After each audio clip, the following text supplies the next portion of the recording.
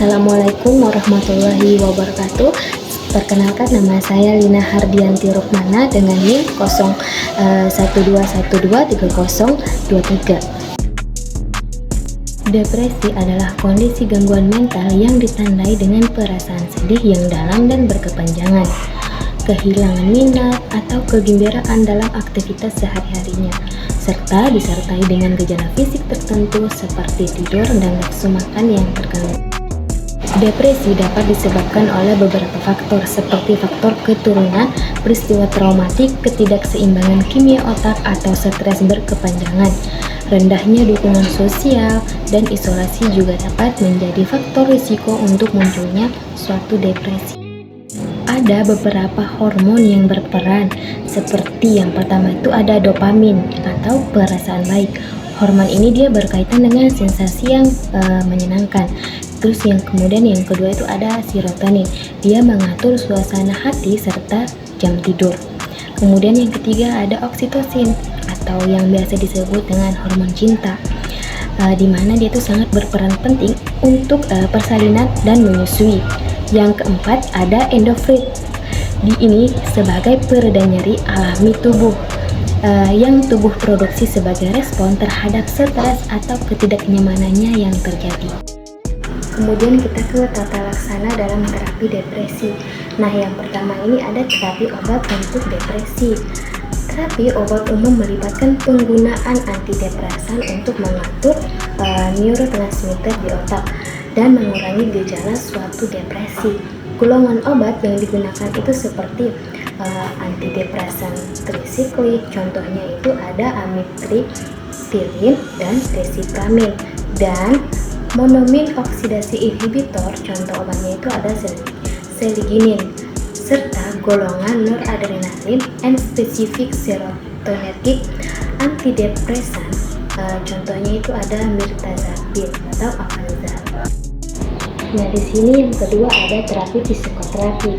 Ini seperti terapi kognitif, perilaku, dan terapi interpersonal. Dapat membantu individu sendiri untuk mengatasi pikiran negatifnya dan mengembangkan strategi penanganan yang lebih sehat lagi.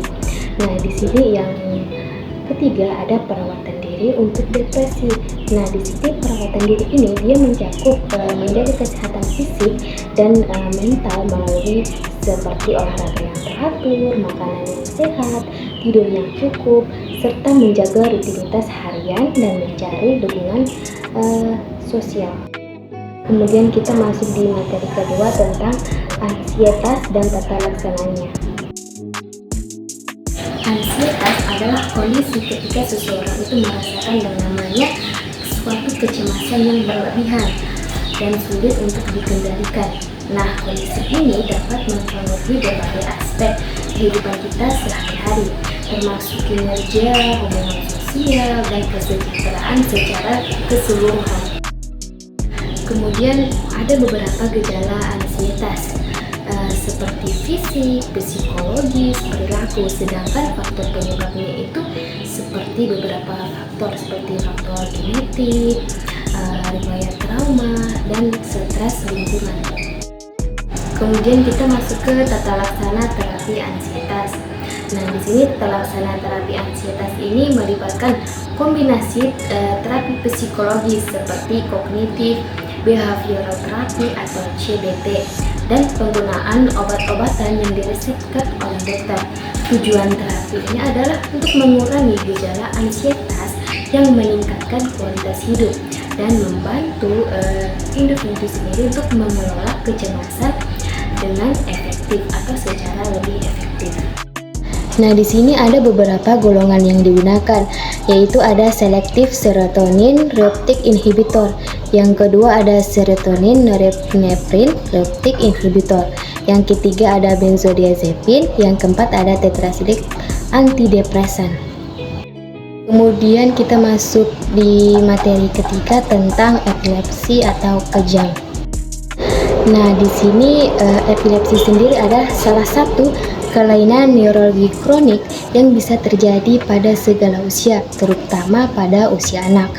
Epilepsi sendiri merupakan manifestasi gangguan fungsi otak dengan gejala yang khas, yaitu kejang yang berulang akibat lepasnya muatan listrik neuron di otak secara berlebihan dan paroksismal. Kejang berulang itu merupakan gejala utama dari epilepsi. Karakteristik kejang bervariasi dan tergantung pada bagian otak yang terganggu pertama kali. Kemudian kita masuk ke tata laksana epilepsi atau kejang. Yang pertama itu ada tata laksana saat kejang. Nah, di sini dia mempertahankan oksigenasi yang adekuat dan mengakhiri kejang sesegera mungkin. Nah, yang kemudian itu yang dapat diberikan itu saat kejang ialah obat diazepam perektal dengan dosis 5 mg bila berat badannya 10 kg. Jika masih kejang, dapat diulang dalam selang waktu 5 menit dan dosis obat dan sama. Jika setelah pemberiannya 2 kali diazepam namun masih tetap kejang, sesegera mungkin dibawa ke rumah sakit. Yang kedua ada terapi medikamentosa. Berdasarkan tipe kejangnya, penyebab genetik yaitu myoclonic tonic klinik umum OAE. Kini pertama atau obatnya itu ada asam valproat dan lamotrigin. Yang ketiga ada terapi bedah. Di sini intervensi bedah diindikasikan pada pasien anak yang telah mengonsumsi OAE selama 18 bulan secara teratur dan adekuat, namun tidak menunjukkan penurunan frekuensi dan durasi kejang atau respon pengobatan terhadap OAE yang buruk. Hal ini disebut sebagai epilepsi intractable. Kemudian kita masuk di materi nyeri dan tata laksana pada nyeri. Nyeri ini sendiri adalah pengalaman sensorik yang tidak menyenangkan yang dapat dirasakan dalam berbagai bentuk dan intensitas. Hal ini melibatkan interaksi antara stimulus nyeri dan sistem saraf. Kemudian ada beberapa macam nyeri berdasarkan yang pertama itu ada berdasarkan waktu durasi nyeri, seperti nyeri akut atau nyeri yang berlangsung kurang dari 3 bulan. Dan di sini ada nyeri kronik yang itu nyeri yang berlangsung dia lebih dari 3 bulan. Dan kemudian yang kedua ada berdasarkan etiologi. Nah, di sini yang berdasarkan etiologi itu seperti nyeri nociceptif. Nah, di sini dia itu rangsangan timbul oleh mediator nyeri seperti pada pasca trauma operasi dan luka bakar. Kemudian ada nyeri neuropatik. Nah, di sini neuropatik ini dia rangsang oleh kerusakan saraf atau disfungsi saraf seperti pada diabetes mellitus. Kemudian yang ketiga itu ada berdasarkan intensitas nyeri. Nah, di sini ada skala visual analog score. Di sini ada 1 sampai 10. Kemudian ada skala wajah Wong-Baker. Dia tanpa nyeri, nyeri ringan, nyeri sedang, dan nyeri berat. Kemudian kita masuk ke tata laksana terapi nyeri. Di sini ada obat analgetik non opioid seperti NSAID atau COX-2 spesifik inhibitor. Jika pasien masih mengeluh nyeri, maka diberikan obat-obat seperti pada tahap 1 ditambah opioid secara intermiten. Nah, tahap ketiga dengan memberikan obat pada tahap kedua ditambahkan dengan opioid yang lebih kuat. Nah, di sini ada analgesik, zat-zat yang mengurangi atau menghalang rasa nyeri tanpa menghilangkan kesadaran. Yang pertama ada analgesik narkotik atau opioid. Analgesik narkotik adalah obat mekanisme kerjanya itu meniru opioid endogen dengan memperpanjang aktivitas dari reseptor-reseptor opioid itu. Nah, zat ini dia bekerja terhadap reseptor khas di SSP atau pada sistem saraf pusat hingga persepsi nyeri dikurangi. Nah, obatnya itu dia seperti tramadol, ada morfin, dan ada kodein. Yang kedua itu ada analgesik prefer atau non-narkotik. Dia menghambat enzim siklokinase yang menyebabkan asam arakhidonat menjadi endoperoksida siklik. Endoperoksida siklik merupakan perazat dari prostaglandin, sehingga proses sintesis prostaglandin ini dipengaruhi. Nah, obatnya itu seperti paracetamol, ada aspirin dan ibuprofen. Nah, di sini pneumonia ini adalah peradangan akut jaringan paru yang disebabkan oleh mikroorganisme seperti bakteri, jamur, dan virus. Dan ini menyebabkan area tersebut dipenuhi dengan cairan, lendir, atau nanah. Kondisi ini bisa membuat pasien mengalami yang sulit untuk bernafas. Kemudian kita masuk ke tata laksana. Nah, di sini ada cara mengobati pneumonia. Di sini dia harus disesuaikan dengan penyebab utama serta tingkat dari keparahannya. Kemudian di sini ada obat antivirus. Nah, obat antivirus ini kerap digunakan untuk pasien yang mengalami infeksi akibat virus. Karena virus ini hanya bisa dilawan dengan antibiotik. Oleh karena itu, bila terdapat pasien yang mengalami infeksi paru pasca flu, maka diberikan obat antivirus seperti zanamivir.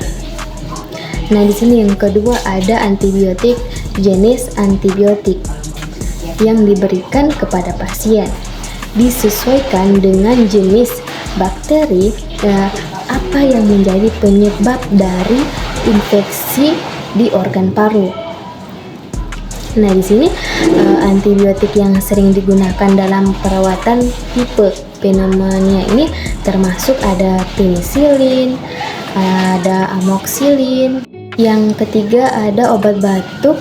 Di sini obat batuk diberikan untuk memberikan rasa nyaman kepada pasien agar tidak merasakan sakit akibat batuk yang berkelanjutan, serta obat batuk juga diberikan dengan tujuan meredakan gejala batuk ketika terserang infeksi paru. TB atau tuberkulosis merupakan penyakit infeksi yang disebabkan oleh infeksi bakteri yang berbentuk batang. Mycobacterium tuberculosis atau MTB merupakan TB sebagian besar dia mengenai parenkim paru atau TB paru. Namun bakteri ini juga dia memiliki kemampuan untuk menginfeksi organ lain atau TB ekstra paru. Kemudian kita masuk ke tata laksana pada terapi TB. Tahapan pengobatan TB ini terdiri dari 2 tahap. Yang pertama itu ada tahap awal pengobatan diberikan setiap hari. Panduan pengobatan pada tahap ini adalah dimaksudkan untuk secara efektif menurunkan jumlah kuman yang ada dalam tubuh pasien dan serta meminimalisir pengaruh dari sebagian kecil kuman yang mungkin sudah resisten sejak sebelum pasien mendapatkan pengobatan. Pengobatan tahap awal pada semua pasien baru harus diberikan selama 2 bulan. Kemudian diberikan ini secara teratur dan tanpa adanya penyulit. Daya penularan sudah sangat menurun setelah pengobatan selama 2 minggu pertama. Kemudian yang kedua itu ada tahap lanjutan pengobatan. Nah, tahap lanjutan pengobatan ini dia bertujuan untuk membunuh sisa-sisa kuman yang masih ada dalam tubuh, khususnya itu kuman persisten, sehingga pasien ini dapat sembuh dan mencegah terjadinya kekambuhan. Nah, durasi tahap lanjutannya itu selama 4 bulan dan fase lanjutan seharusnya obat diberikan itu setiap hari.